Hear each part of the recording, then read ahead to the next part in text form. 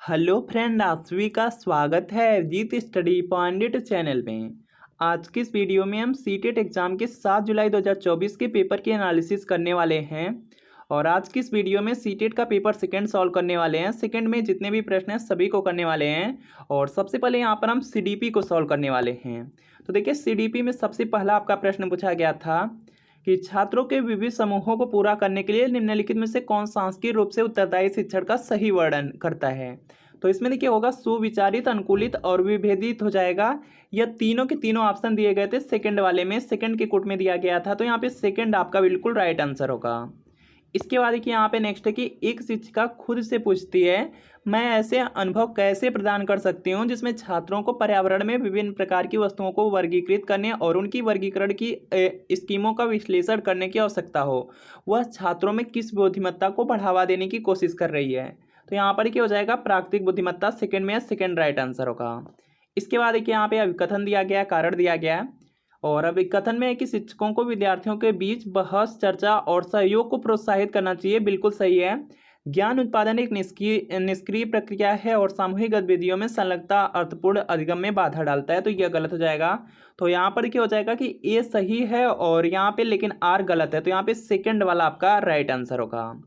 इसके बाद एक यहाँ पे नेक्स्ट आपका है, यहाँ पर के नेक्स्ट प्रश्न आपका दिया गया है, स्कूलों को उसके ढांचे के भीतर कार्य करना चाहिए जो तैयार उत्पाद और सीखने के परिणामों का आकलन करते हैं। तो ये देखिए आपका यहाँ पे गलत हो जाएगा। सीखना पक्के तौर पर अनुक्रमिक और पदानुक्रमित है, यह भी गलत हो जाएगा। तो यहाँ पर क्या हो जाएगा, ए और आर दोनों गलत हैं, तो यहाँ पे थर्ड वाला आपका राइट आंसर होगा। इसके बाद देखिए यहाँ पे नेक्स्ट आपका है, यहाँ पर के नेक्स्ट प्रश्न है कि सुनीता एक 12 वर्षीय लड़की विशेष संगीतीय क्षमता रखती है। उसके माता पिता दोनों ही निपुण गायक हैं और वे सुनीता को अपनी आवाज़ को और बेहतर करने के लिए प्रशिक्षण कक्षा में भेज रहे हैं। सुनीता की यह क्षमता संभावित रूप से किन कारकों के अंतःक्रिया का परिणाम है। तो इस पर देखिए आनुवंशिकता और वातावरण का प्रभाव है, तो यहाँ पे सेकंड आपका राइट आंसर होगा। इसके बाद देखिए यहाँ पे नेक्स्ट है कि पियाजे और वाइगोस्की के सिद्धांतों में एक प्रमुख समानता है। तो यहाँ पर क्या हो जाएगा कि बच्चों की स्वयं की शिक्षा में संलग्नता और जुड़ाव, सेकंड वाला राइट आंसर होगा। इसके बाद एक यहाँ पे नेक्स्ट प्रश्न है, निम्नलिखित में से कौन सा यहाँ पे सही सुमेलित युग्म है। तो यहाँ पर कि सिंपल है, हो जाएगा कि मानक संदर्भित मूल्यांकन में साथियों के प्रदर्शन की तुलना करता है। जो मानक संदर्भित मूल्यांकन होता है साथियों के प्रदर्शन की तुलना करता है, तो फर्स्ट राइट आंसर होगा। इसके बाद यहाँ पे नेक्स्ट है, संवेदनशील अवधि वह समय अवधि होती है जिसके दौरान कुछ यहाँ पे खालिस्तान विशेष रूप से सामान्य विकास के लिए महत्वपूर्ण होती हैं। तो यहाँ पर क्या होगा, पर्यावरणीय कारक हो जाएगा, सेकंड में, सेकंड राइट आंसर। इसके बाद एक यहाँ पर नेक्स्ट है कि लेवाइगोस्की के अनुसार भाषा और विचार के बीच क्या संबंध है। तो यहाँ पर इसका राइट आंसर होगा, भाषा और विचार विकास की जटिल विनिमय प्रक्रियाएं हैं, थर्ड वाला राइट आंसर होगा। इसके बाद एक यहाँ पे नेक्स्ट है, समावेशी कक्षाओं में। तो देखिए जो समावेशी कक्षाएं होती हैं, समावेशी कक्षाओं को पहचानना चाहिए कि हर बच्चा एक ही दर से और एक ही समय में सीखेगा, तो यहाँ पे फोर्थ वाला राइट आंसर होगा। इसके बाद एक यहाँ पे नेक्स्ट है आपका, यहाँ पे प्रगतिशील शिक्षा में बच्चों को किस तरह देखा जाता है। तो यहाँ पर कि इसका राइट आंसर हो जाएगा आपका यहाँ पे ज्ञानवर्धक और अर्थ की रचना करने वाले, तो ये सेकेंड राइट आंसर होगा।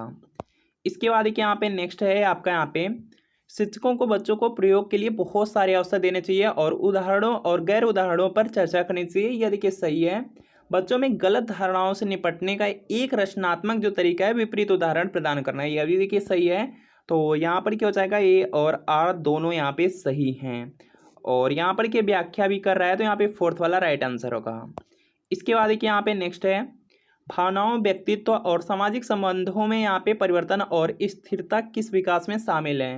ये देखिए मनोसामाजिक विकास हो जाएंगे, सेकंड में, सेकंड राइट आंसर। इसके बाद देखिए यहाँ पे नेक्स्ट है कि पियाजे के संज्ञानात्मक विकास का सिद्धांत यह बताता है कि जिन पियाजे दिया गया है, तो यहाँ पर क्या हो जाएगा कि पाठ्यक्रम को बच्चों के आयु समूह व चरण को ध्यान में रखकर तैयार किया जाना चाहिए, तो इस सेकंड वाला राइट आंसर होगा। इसके बाद देखिए यहाँ पर नेक्स्ट है कि लॉरेंस कोहलबर्ग ने बच्चों के नैतिक विकास का अध्ययन करने के लिए किस विधि का प्रयोग किया। तो यहाँ पर कि इसका राइट आंसर होगा कि बच्चों के सामने नैतिक दुविधाएं रखना और अनुक्रियाओं की समालोचना करना, फर्स्ट वाला राइट आंसर होगा। इसके बाद देखिए यहाँ पे नेक्स्ट है, जिन पियाजे के अनुसार बच्चे वयस्कों से किस प्रकार भिन्न हैं। तो यहाँ पर क्या हो जाएगा कि बच्चों की सोच जो होती है वयस्कों से गुणात्मक रूप से भिन्न होती है, तो यहाँ पे सेकंड वाला आपका यहाँ पे राइट आंसर होगा। इसके बाद देखिए यहाँ पे नेक्स्ट आपका है, पठन वैकल्य से जूझ रहे छात्रों को पढ़ना सिखाया जा सकता है। तो यहाँ पर देखेंगे इसका राइट आंसर हो जाएगा व्यवस्थित यहाँ पे ध्वन्यात्मक प्रशिक्षण के माध्यम से। तो यहाँ पे फोर्थ वाला राइट आंसर होगा। इसके बाद देखिए यहाँ पे नेक्स्ट है कि शिक्षकों, यहाँ पर नेक्स्ट आपका प्रश्न है कि शिक्षकों को शिक्षार्थियों के बीच व्यक्तिगत भिन्नताओं का सम्मान करना चाहिए और सभी शिक्षार्थियों की आवश्यकता के अनुसार अपने शिक्षण को समायोजित करना चाहिए। यह देखिए आपका यहाँ पे सही है। यहाँ पर देखेंगे पहला आपका सही हो जाएगा, शिक्षकों को विविध पृष्ठभूमि के शिक्षार्थियों को पढ़ाते समय उनके बीच सहयोग, समूह कार्य और बातचीत से बचना चाहिए। तो ये देखिए गलत हो जाएगा। तो यहाँ पर देखिए इसका राइट आंसर होगा कि ए सही है, और लेकिन यहाँ पे आर वाला गलत है। तो यहाँ पे सेकंड वाला आपका राइट आंसर हो जाएगा। इसके बाद रमा एक शिक्षिका है जो वाइगोत्स्की के सिद्धांत को अपनी कक्षा में लागू कर रही है और वह एक चुनौतीपूर्ण कार्य को पूरा करने के लिए अपने छात्रों को समूहों में काम करने के लिए नियुक्त करती है। कार्य के दौरान एक छात्र एक महत्वपूर्ण संकल्पना को समझने के लिए संघर्ष करता है। रमा के लिए छात्र की मदद करने का सबसे प्रभावी तरीका क्या होगा? तो यहाँ पर क्या हो जाएगा कि छात्र के साथ समस्या पर काम करें और समूह के अन्य सदस्यों को शामिल करते हुए आवश्यकता अनुसार मार्गदर्शन और प्रतिपुष्टि प्रदान करें। तो यहाँ पे थर्ड वाला राइट आंसर होगा। इसके बाद यहाँ पे नेक्स्ट है कि निम्नलिखित में से क्या दृष्टिबाधित विद्यार्थियों को कक्षा में भागीदारी लेने में बाधा डालता है?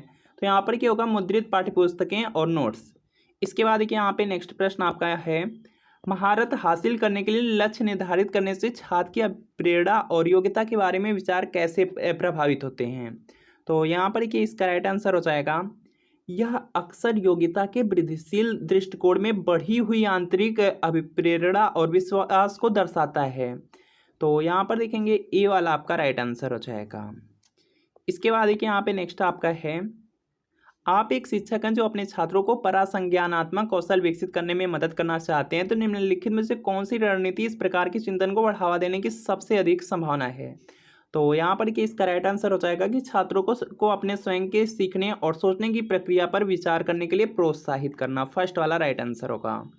इसके बाद देखिए यहाँ पे नेक्स्ट है आपका, यहाँ से एशियाई संस्कृतियों में जो सामाजिक सद्भावना पर जोर देते हैं, क्रोध की अभिव्यक्ति को हतोत्साहित किया जाता है और शर्म को प्रोत्साहित किया जाता है। इसके बाद देखिए यहाँ पर नेक्स्ट है कि भावनाएं व्यक्तिपरक हैं और सीखने में कोई भूमिका नहीं निभाती हैं। तो यहाँ पर कि इसका राइट आंसर हो जाएगा आपका